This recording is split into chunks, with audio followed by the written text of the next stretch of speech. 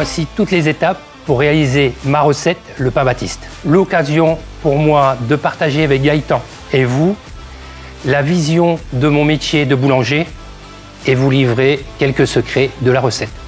Action. Présentation des matières premières. Alors Gaëtan, pour réaliser le pain Baptiste, on a besoin tout d'abord de farine, qui est notre matière première, farine de tradition française, un pourcentage de farine de seigle, du levain liquide, de l'eau, du sel, un peu de levure. On va rajouter pendant le pétrissage des graines de courge, mais l'emblème de ce pain, c'est la mélasse de canne à sucre. Voilà, est-ce que tu as des questions sur la fabrication de ce pain? Pourquoi avoir eu l'idée justement de mettre de la mélasse dans ce pain? Alors, à la fois, c'est pour avoir un côté gustatif, mais aussi être bon pour la santé. Car maintenant, on a quand même une clientèle qui cherche du bon pain, mais autre chose encore. Et la mélasse apporte de l'énergie et est un bon régulateur cardiaque aussi. Préparation de la pâte. Donc Gaëtan, pour préparation de la pâte du pain Baptiste, on va mélanger tout d'abord les deux farines, farine de seigle et farine de tradition. On va ajouter une bonne partie de l'eau qu'on va mélanger et on va faire une autolyse d'environ 30 minutes. Et ensuite, on va rajouter le levain liquide, la levure, le sel, la mélasse. Et là, on va procéder au pétrissage qui va durer environ 10 minutes en première, tu vois. Et ensuite, on va rajouter les graines de courge et le reste de l'eau en bassinage. Et on va pétrir en seconde vitesse environ 2 minutes. D'accord. Quel est l'intérêt de faire une autolyse justement sur cette recette? Alors, l'autolyse a un rôle déjà de liant et qui permet de moins pétrir, parce que ce qu'on veut, c'est d'avoir moins d'oxygène aussi dans la pâte pour éviter un blanchiment. Mais aussi, naturellement, la pâte va se coller naturellement, va se tisser.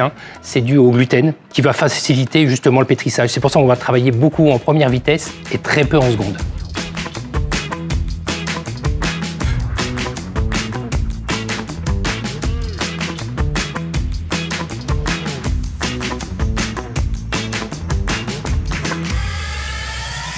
Présentation de la pâte. Alors tu vois Gaëtan, là j'ai laissé 1 heure de pointage. Alors on aurait pu aussi au bout de 45 minutes lui donner un bon rabat et la bloquer au froid et là on aurait appelé ça un pointage bac. C'est une autre fermentation. Là ici aujourd'hui on l'a fait en direct. Donc j'ai laissé qu'1 heure.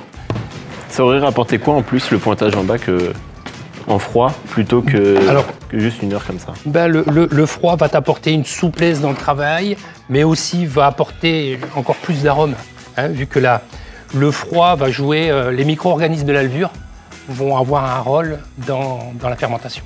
Comme tu peux le voir, la pâte est brune, très souple, c'est une pâte qui est très souple, qui est hydratée à 75%. On voit bien les graines de courge. C'est un pain qui va avoir un goût un peu réglisse. C'est un pain qui va bien correspondre à tout ce qui est viande blanche, mais aussi pour tout ce qui est salade, pourquoi pas. C'est quelque chose d'assez festif. Voilà, donc on va les peser à 350. Avec une mise en forme du coup? Oui, tu peux mettre, tu vois, une légère mise en forme, hop. Tu vois, sans brusquer la pâte, vraiment sans trop la serrer, pas la déchirer, juste une petite mise en forme. Ça marche. Je te laisse faire? Oui. Allez, vas-y.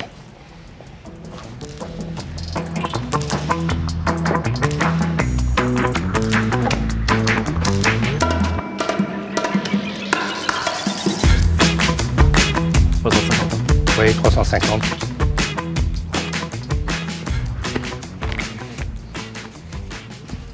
Toi, Gaëtan, qu'est-ce que ça a changé pour toi, le MAF? Alors le MAF, ça apporte énormément d'opportunités. J'ai eu beaucoup plus d'offres d'emploi, j'ai eu beaucoup plus aussi de chances de côtoyer le monde des MAF. En fait, quand on est apprenti, voilà, c'est un monde qu'on admire.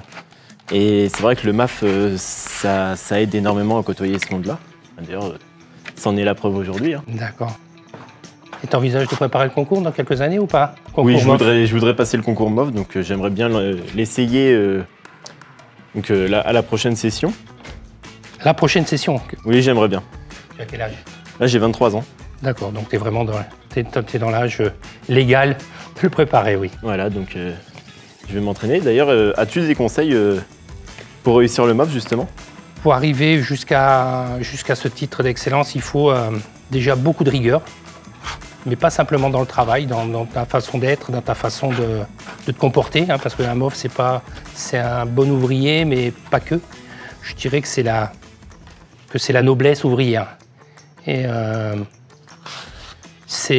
voilà, c'est une abnégation de tous les jours. Il faut vraiment avoir beaucoup de précision dans les gestes, dans son travail, et puis surtout prévenir aussi sa famille qu'on va changer, qu'on va devenir beaucoup plus exigeant, donc peut-être avec un caractère changeant. D'accord. Et toi, qu'est-ce que ça t'a apporté justement d'être meilleur ouvrier de France? Alors, meilleur ouvrier de France, ça m'a apporté une confiance en moi, parce que j'étais plutôt un enfant renfermé, et c'est ce qui m'a permis aussi d'aller jusqu'au concours, parce que pour moi c'était une revanche sur la vie. Ce que m'a apporté le concours, c'est aussi d'aller faire des démonstrations à l'international. C'est toujours enrichissant de partager sa passion avec d'autres personnes. Et maintenant, justement, tu as une boulangerie à Paris, c'est ça? J'ai une boulangerie depuis 2 ans qui s'appelle Baptiste. D'accord. Pourquoi Baptiste? Alors Baptiste, parce que je cherchais un nom pour cette boulangerie et moi, ma vision de la boulangerie artisanale, c'est familial, ce que j'ai connu moi en étant gamin. Hein. Familial, je voulais aussi avoir une bienveillance sur mes collaborateurs. Et puis je me suis dit, il n'y a rien de plus beau de ce qu'on peut transmettre à son enfant, son savoir-être, son amour, sa culture. Et puis bon, j'ai qu'un fils qui s'appelle Baptiste, donc voilà, c'est parti. Donc c'est Baptiste, c'est l'homme de ma vie.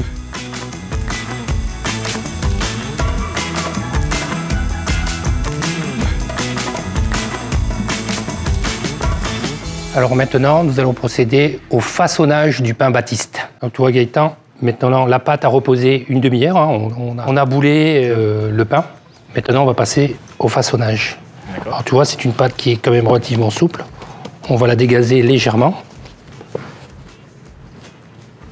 On va faire un premier pliage, un deuxième pliage. Et ensuite, on va la souder. Et tu vois, je ne serre pas sans excès. Oui. Donc en forme de pain court, du coup? Oui, en bâtard. De pain court et pas une autre forme? Oh on aurait pu, pourquoi pas, hein, on pourrait très bien l'imaginer aussi en baguette. Moi, mon choix était en bâtard parce que pour le trancher, pour le consommateur, je pensais que c'était le mieux. Mais on pourrait très bien l'imaginer, oui, pourquoi pas, en pavé ou en baguette. D'accord. Hein, on a déjà un grand choix de baguettes, alors... Et c'est pour varier un petit peu les formes. Voilà, pour varier un peu les formes. Et du coup, Joël, pour toi, c'est quoi un bon boulanger?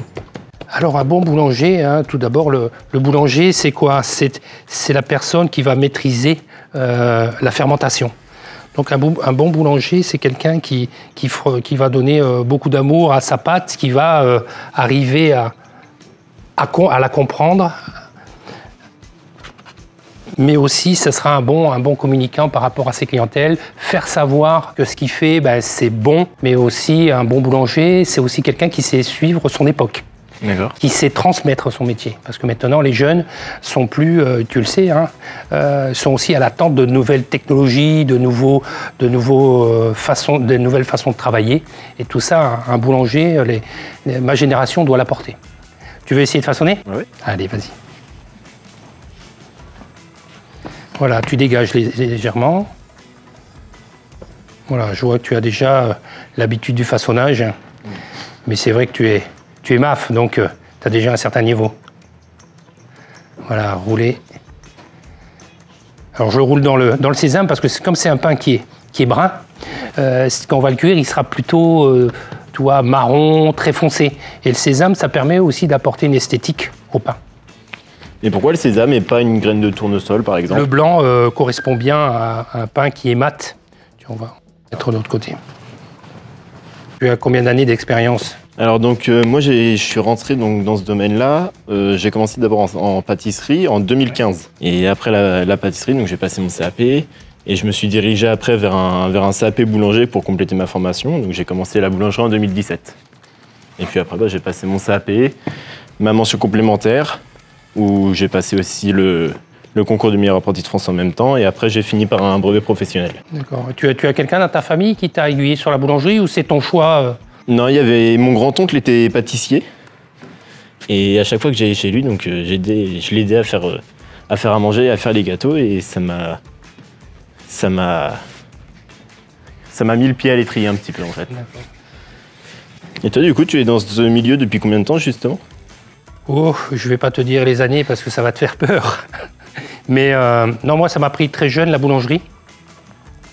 Moi, j'ai choisi la boulangerie parce que j'étais un enfant plutôt renfermé et je me suis dit de travailler la nuit, ça va me permettre de ne pas être au contact des autres. Et c'est pour ça que je choisis ce métier. Et puis j'ai eu la chance de tomber sur un super maître d'apprentissage qui a su me faire d'avoir confiance en moi.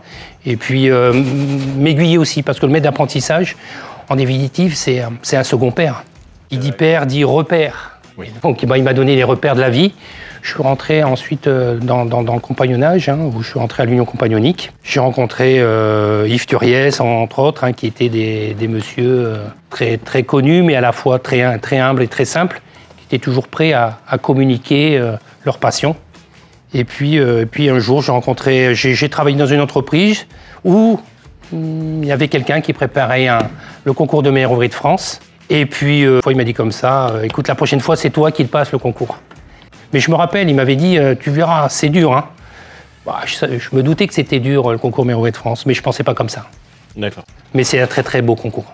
Tu t'es entraîné pendant combien d'années justement, et est-ce que tu l'as eu la première fois?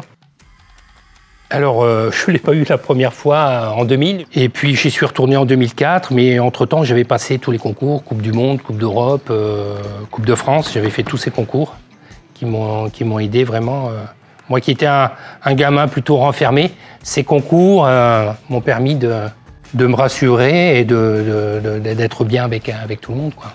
Bah écoute, c'est bien, là on va laisser un après d'une heure. 45 minutes, 1 heure, et on va mettre ça au four environ 35 minutes entre 240 et 250 degrés. D'accord. Voilà, avec buée. Avec buée.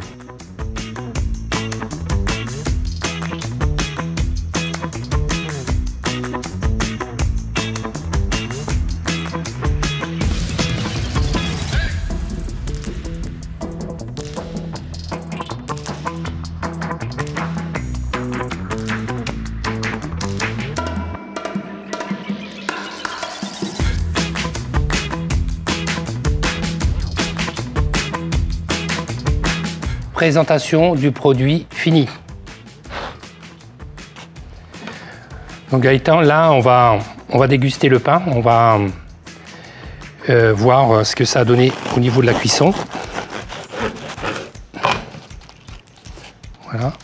Alors tu vois, on a une mie bien alvéolée, une mie grasse, parce qu'il y a le levain, on voit bien les courges, et puis ça ce côté ambré.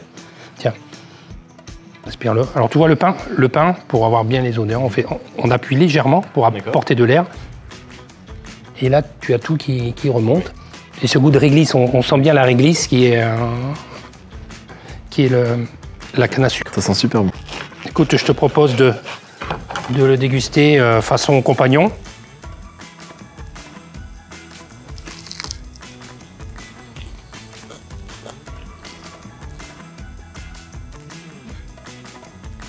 On sent vraiment la mélasse et tout. C'est très bon.